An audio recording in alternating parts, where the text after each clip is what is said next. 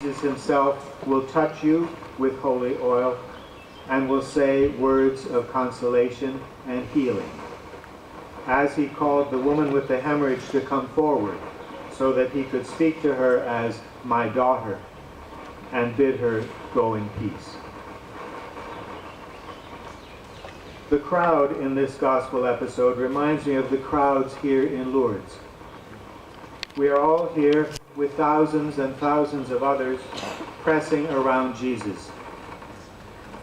And this image prompts the reflection that in spite of appearances, we are not really divided up between those who are sick or disabled and those who are vigorous, healthy, and able-bodied.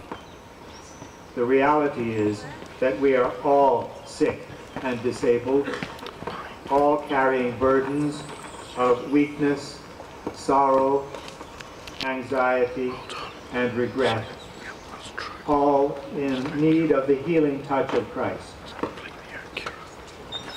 The pressures and disorientation of pilgrimage may make even the strongest and ablest of us somehow aware of this fact about ourselves. Realizing our need, as the sick woman did, is an essential step toward healing. Let's keep in mind that coming into contact with Jesus is coming into contact with his entire self.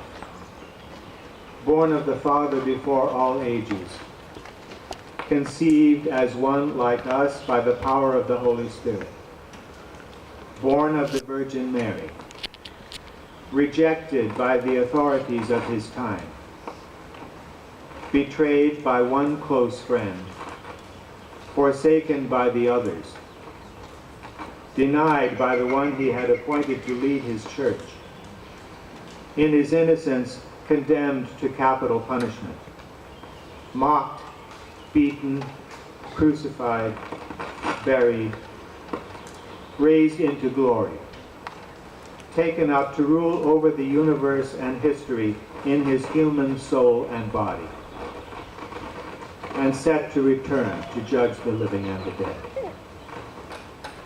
If we want him, if we want to be joined to him, then we must be willing to share everything that is his, including the suffering. St. Paul says, give thanks in all circumstances. I don't think that requires us to give thanks for pain, suffering, and sorrow. But it does require that we keep trying to be grateful even in the midst of these.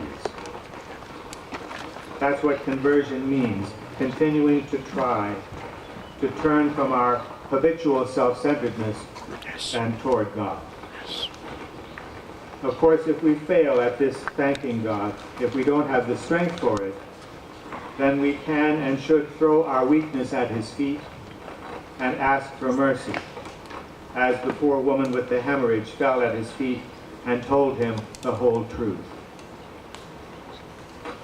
The best gift we can offer God is to give him thanks.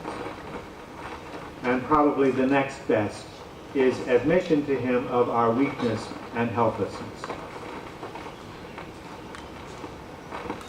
Now, at this present time, we find it hard or impossible to give thanks for suffering and trouble.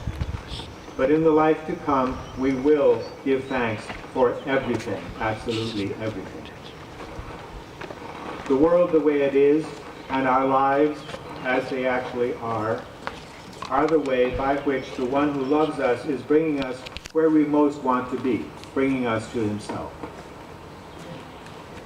In eternity, we will see how this is so. And with all the suffering a thing of the past, we will rejoice. I wonder whether Jesus, carrying in his risen body the marks of the wounds in hands, feet, and side, is meant only for our consolation and joy. Don't you think they might be there also to give him joy? Yes, absolutely. The Eucharist, the Holy Mass, is the great thanksgiving, where we thank God for being himself. We thank him for all he has made and done. We thank him for our lives and for letting us know him. We thank him for touching us and for encouraging us to touch him.